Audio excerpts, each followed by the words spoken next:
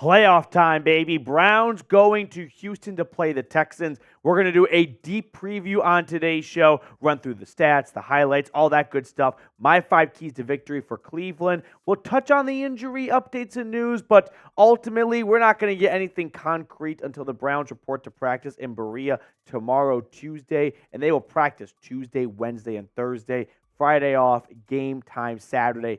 4:30 p.m. Eastern. We'll have a watch party for you guys. But before we get too in the weeds of our preview today, we are doing a sub battle with our Texans channel here at Chat Sports. It's hosted by one of my good friends, Jeremy Chuggs, but he is the definition, textbook, insufferable fan.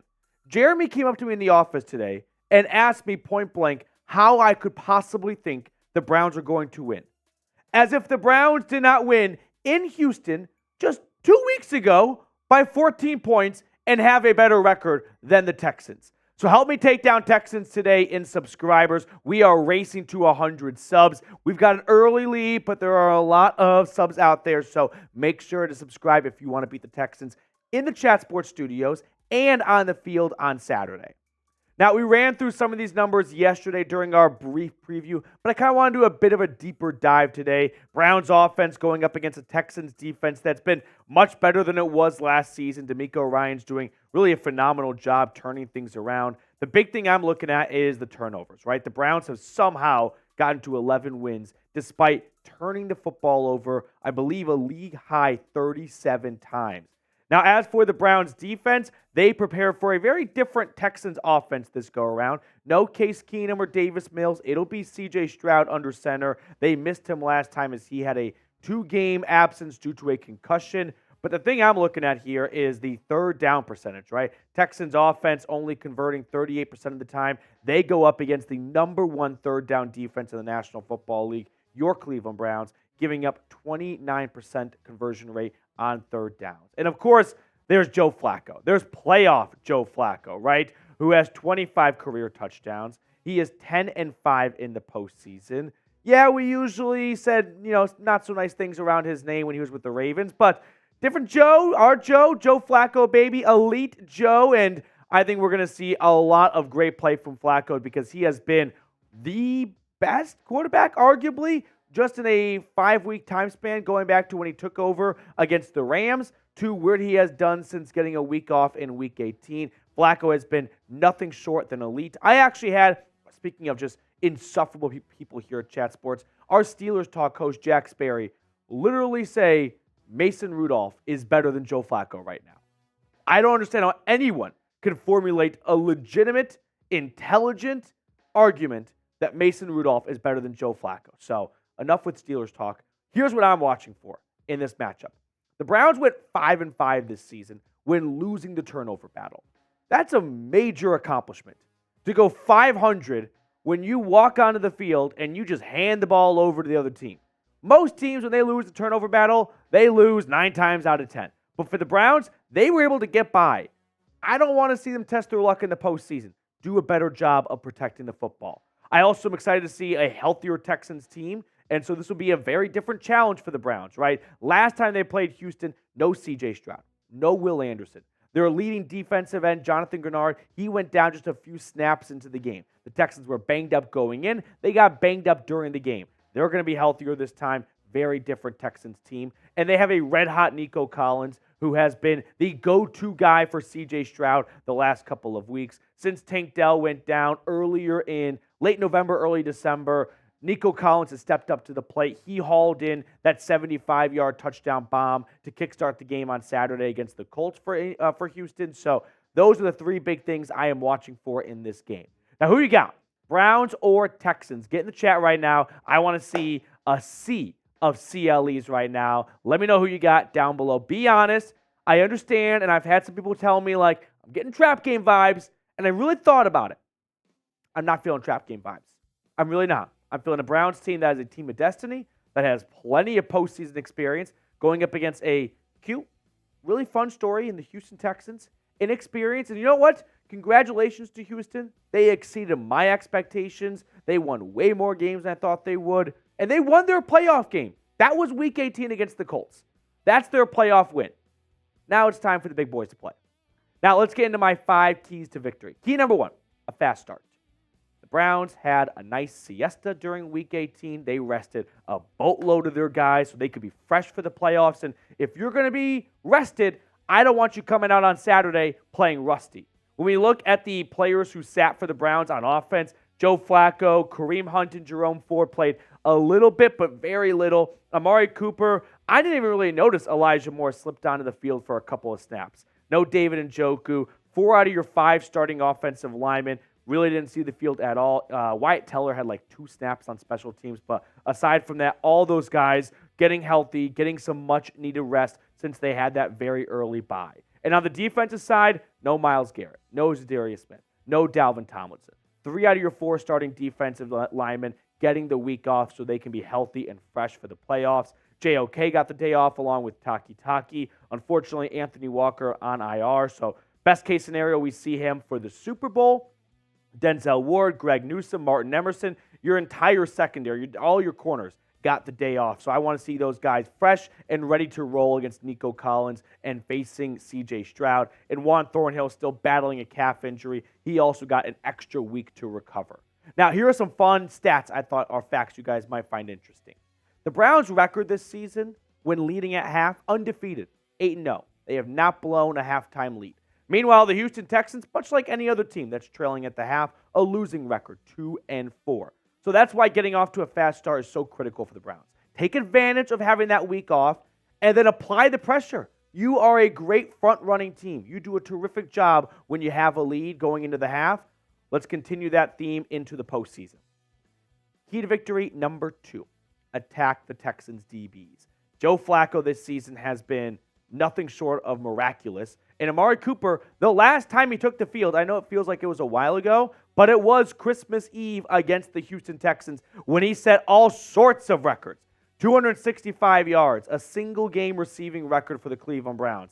Back-to-back 1,000-yard seasons secured. First time ever accomplished by a Browns wide receiver. And then you add in, just 2 touchdowns that were absolute dots and just deep balls from Joe Flacco to Cooper. I want to see the air raid continue. I don't have a ton of faith in this Browns ground game. It has been better the last 2 weeks, but I would like to see the air raid continue against Houston.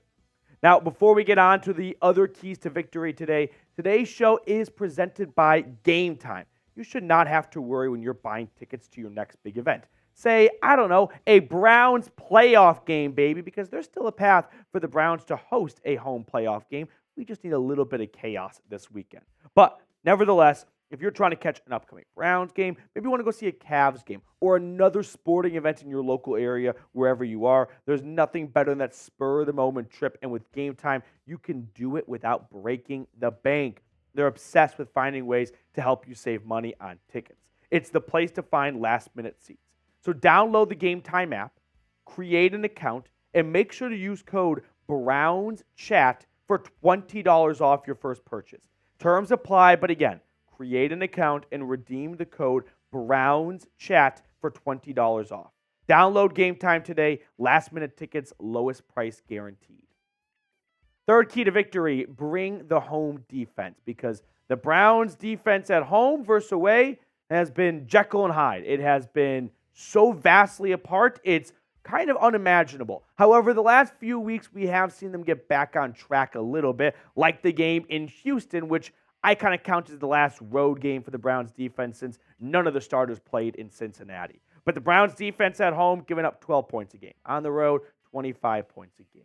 I mean, they played more games at home and gave up fewer passing yards, takeaways up, sacks up at home. So it's very vital and important for the Browns to hack up that home defense and bring it down to H-Town.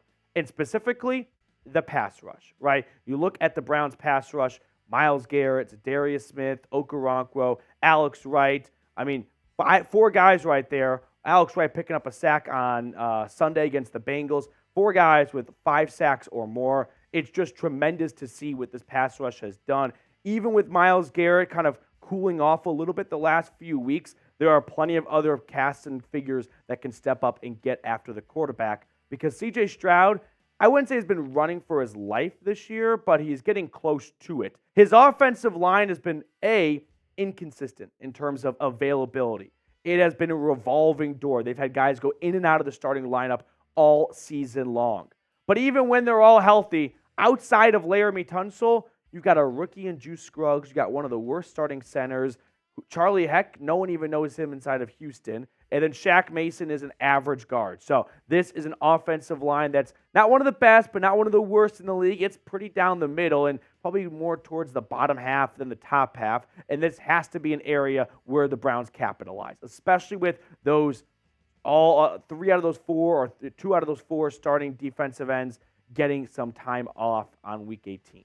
Now, what's your confidence level in the Browns winning this game? Scale it from 1 to 10. Are you feeling like this could have some trap potential? Or are you like, you know what? No, we are ready to roll. Not looking past the Texans, but I have full faith in the Browns knocking off the Texans. I'm at a 10. I truly do believe the Browns are going to win on Saturday. Key number 4 for Cleveland, slowing down CJ Stroud. If there is a path for Houston to win this game, it's through CJ Stroud. We all saw how awesome he was in Columbus for the Buckeyes, and now he has brought that talent down to Houston, where he has done a lot of great stuff this season. He's the front runner for NFL Offensive Rookie of the Year. He had 23 touchdown passes, 4,100 yards, and only 5 interceptions. Like, there's a lot of great numbers here for CJ, but most impressively in my eyes are the lack of turnovers, because usually that's a big issue for rookie QBs. It's the first time they're going up against NFL defenses. It's a lot more complicated going up against a NFL defense compared to the Purdue Boilermakers in West Lafayette on 11 a.m. kickoff. However, it has been a struggle, let's put it this way, for the Texans to generate offense outside of CJ Stroud, right? They went 1-1 without him. They had to come back and beat the Titans in overtime, but they don't have a great ground attack. Devin Singletary took over from Dameon Pierce as this team's lead back earlier in the season. He's averaging 4.2 yards a carry. He hasn't been bad. I don't think he's a bad running back this season, but he's definitely not a prolific back that can put the team on his back and change a game by himself. The offense runs through CJ Stroud. It's very simple. Limit or take away CJ Stroud, and the Texans are cooked. This is not a defense. This is not an offense that can go, hey, our quarterback's having a down day. We'll take one. We'll pick it up from here. We'll spot you a bad day, and we'll move on. Whereas the Browns, I mean, how many times have they gotten bad quarterback play this year and still managed to win games? So the Browns have shown they can win in a multitude of ways. Quarterback's having a bad day, defense has you. Quarterback's lights out, defense a little shaky, no worry, no problem. We can take it from here. The Texans, they ride or die by number 7. 5th key to victory for Cleveland, prepare for the pass rush. I say this because the last time these two teams played, the offensive line basically had a mini bye. I mean, Joe Flacco was not sacked once in that game. They did not have either of their top 2 edge rushers in Will Anderson, the rookie out of Alabama, or Jonathan Grenard, who leads this team in sacks with 12.5. I mean, the Texans' pass rush against the Browns a few weeks ago on Christmas Eve was non-existent. They lost Grenard just a few snaps into the game, like I said earlier. Anderson was unavailable, but both these guys will be there for the Texans. So with the Browns' offensive line getting a week off, hopefully that extra bit of rest should have them ready to face Anderson and Grenard, because these are 2 cats the Browns that luckily did not have to deal with the first time, but they will the second time. And I don't want to see the Browns' offensive line just think they can kind of waltz in there. I think it'll be just as easy as it was before Santa came down from the North Pole. So predict the score for me, Browns versus Texans. Get in the chat right now and give me your score prediction. Be honest. Don't be afraid. Don't be afraid of being wrong. It's okay. Swim in the deep end with me. Come on now. My score prediction, Browns win it 27-21.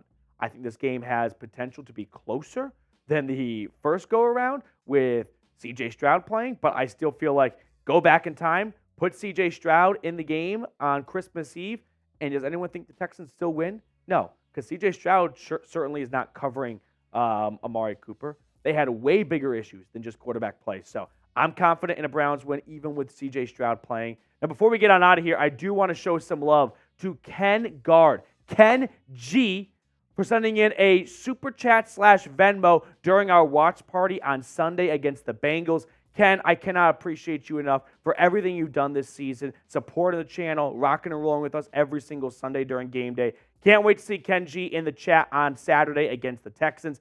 Everyone spam Ken in the chat right now, and let's go Brownies.